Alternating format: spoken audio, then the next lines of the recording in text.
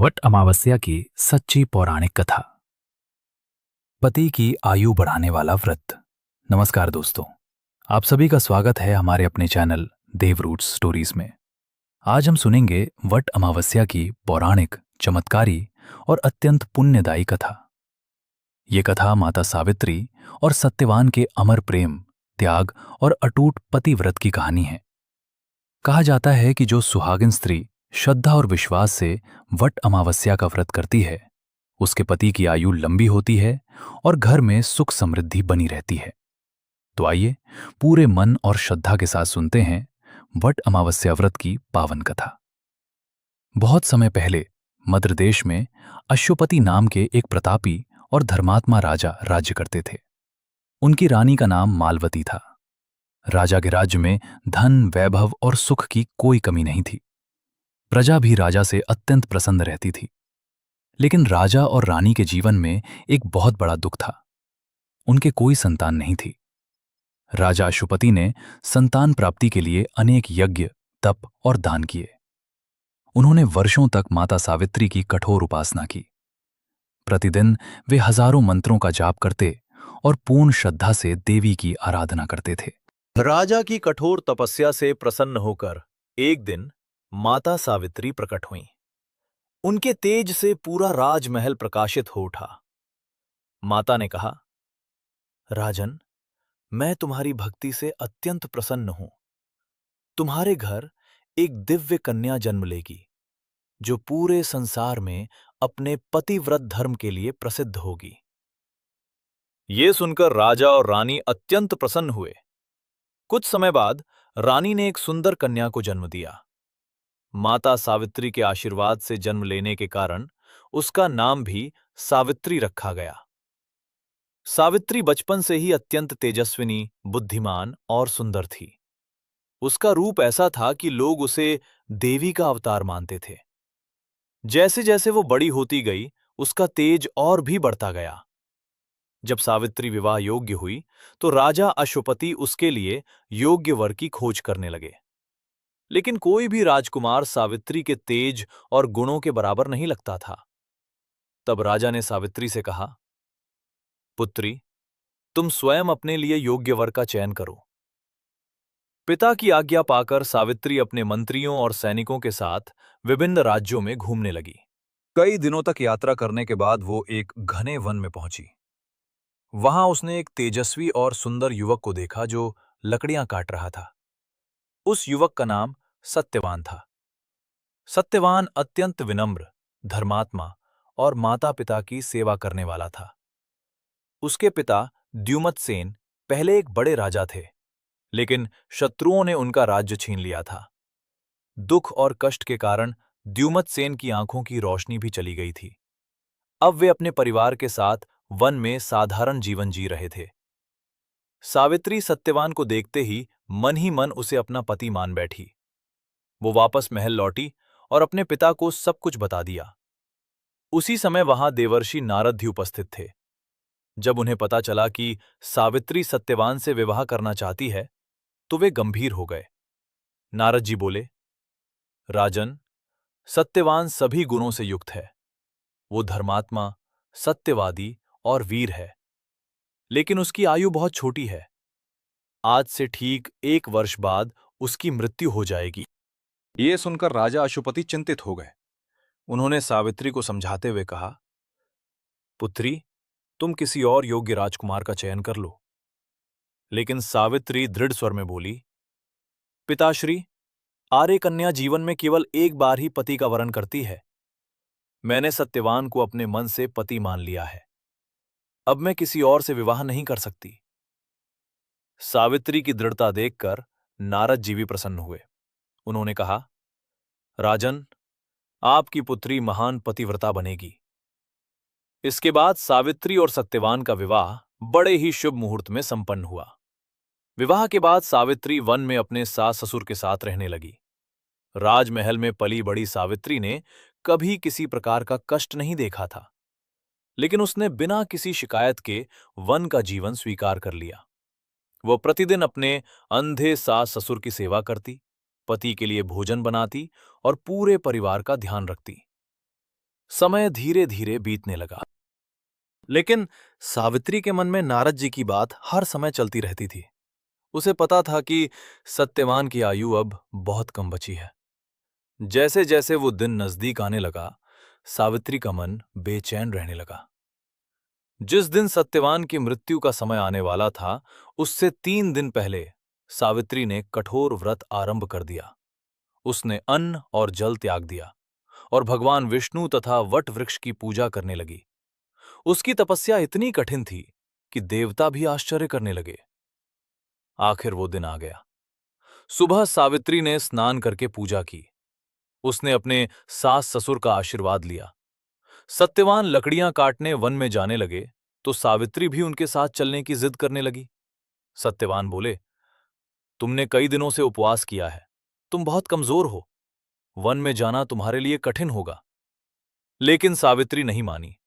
अंत में सत्यवान उसे अपने साथ ले गए। दोनों वन में पहुंचे। वहां पक्षियों की मधुर आवाजें गूंज रही थीं। पेड़ों से ठंडी हवा बह रही थी। सत्यवान लकड़ियां काटने लगे और सावित्री पास ही बैठकर उन्हें देखती रही। कुछ समय बाद अचानक सत्यवान के सिर में तेज दर्द होने लगा। वे अत्यंत परेशान होकर बोले, सावित्री, मेरे सिर में बहुत पीड़ा हो रही है। मुझे ऐसा लग रहा है जैसे मेरा शरीर कमजोर होता जा रहा है। सावित्री घबरा उठी। उसने तुरंत सत्यवान का सिर अपनी गोद में रख लिया। धीरे धीरे सत्यवान की सांसें कमजोर होने लगीं। तभी सावित्री ने देखा कि वहां एक दिव्य पुरुष प्रकट हुए हैं।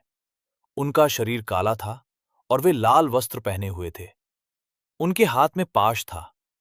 वे स्वयं यमराज थे।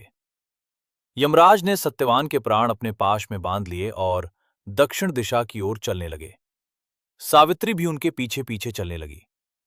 कुछ दूर जाकर यमराज बोले, देवी, अब तुम वापस लौट जाओ। ये संसार का नियम है।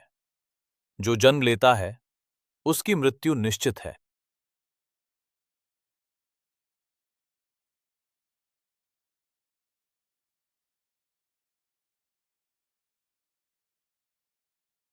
धर्मराज, जहां तक मेरे पति जाएंगे वहां तक जाना मेरा धर्म है। पत्नी अपने पति का साथ कभी नहीं छोड़ती। सावित्री की बात सुनकर यमराज प्रसन्न हुए। उन्होंने कहा, तुम्हारी बातें धर्म से भरी हुई हैं। मैं तुम्हें एक वरदान देता हूं, लेकिन सत्यवान के प्राण नहीं लौटा सकता। सावित्री बोली, मेरे अंधे ससुर की आंखों की रोशनी वापस आ जाए। यमराज ने कहा, तथास्तु। इसके बाद यमराज आगे बढ़ने लगे, लेकिन सावित्री फिर भी उनके पीछे चलती रही। कुछ देर बाद यमराज ने फिर कहा, देवी, अब लौट जाओ। सावित्री बोली, धर्म के मार्ग पर चलने वालों का साथ कभी व्यर्थ नहीं जाता। संतों का साथ मनुष्य को सदैव कल्याण की ओर ले जाता है। यमराज उसकी बुद्धिमानी से अत्यंत प्रभावित हुए। उन्होंने दूसरा वरदान मांगने को कहा। सावित्री बोली, मेरे ससुर को उनका खोया हुआ राज्य वापस मिल जाए। यमराज ने कहा, ऐसा ही होगा। लेकिन सावित्री फिर भी नहीं रुकी। अब यमराज को आश्चर्य होने लगा। उन्होंने कहा, सावित्री, तुम्हारा पतिव्रत और धर्मनिष्ठा अद्भुत है। मैं तुम्हें एक और वरदान देता हूं। सावित्री बोली, मेरे पिता राजा अशुपति के 100 पुत्र हों। यमराज ने वो वरदान भी दे दिया। अब भी सावित्री उनके पीछे चलती रही। यमराज ने कहा, देवी, तुम अत्यंत महान हो। मैं तुम्हें अंतिम वरदान देता हूं। जो चाहो मांग लो। सावित्री ने तुरंत कहा, मुझे सत्यवान से 100 पुत्रों की प्राप्ति हो। यमराज ने बिना सोचे तथास्तु कह दिया। लेकिन अगले ही क्षण वे समझ गए कि बिना सत्यवान के जीवित हुए ये वरदान पूरा नहीं हो सकता। यमराज सावित्री की बुद्धिमानी और पतिव्रत से अत्यंत प्रसन्न हुए। उन्होंने कहा, हे साध्वी, संसार में तुम्हारे समान पतिव्रता स्त्री कोई नहीं। मैं सत्यवान के प्राण वापस करता हूं। इतना कहकर यमराज ने सत्यवान के प्राण मुक्त कर दिए। उधर वन में सत्यवान का शरीर फिर से जीवित हो उठा।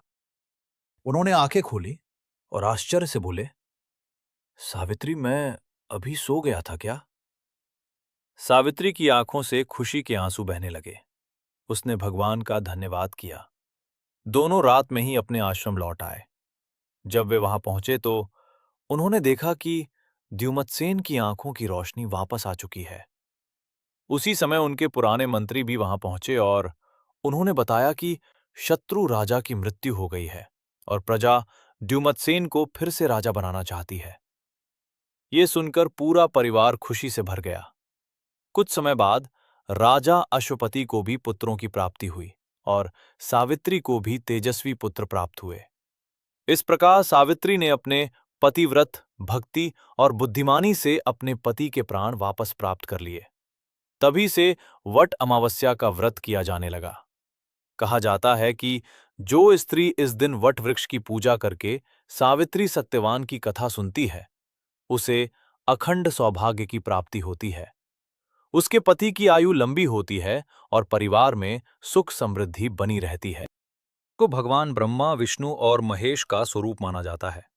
इसकी जड़ में ब्रह्मा, तने में विष्णु और शाखाओं में भगवान शिव का वास माना गया है। वट अमावस्या के दिन विवाहित स्त्रियां वट वृक्ष के चारों ओर कच्चा सूत बांधकर उसकी पूजा करती हैं और अपने पति की लंबी आयु की कामना करती हैं। इस दिन दान पुण्य, कथा श्रवण और भगवान विष्णु की पूजा करने से विशेष फल प्राप्त होता है। सच्चा प्रेम कभी हारता नहीं है। पतिव्रत और श्रद्धा में बहुत बड़ी शक्ति होती है।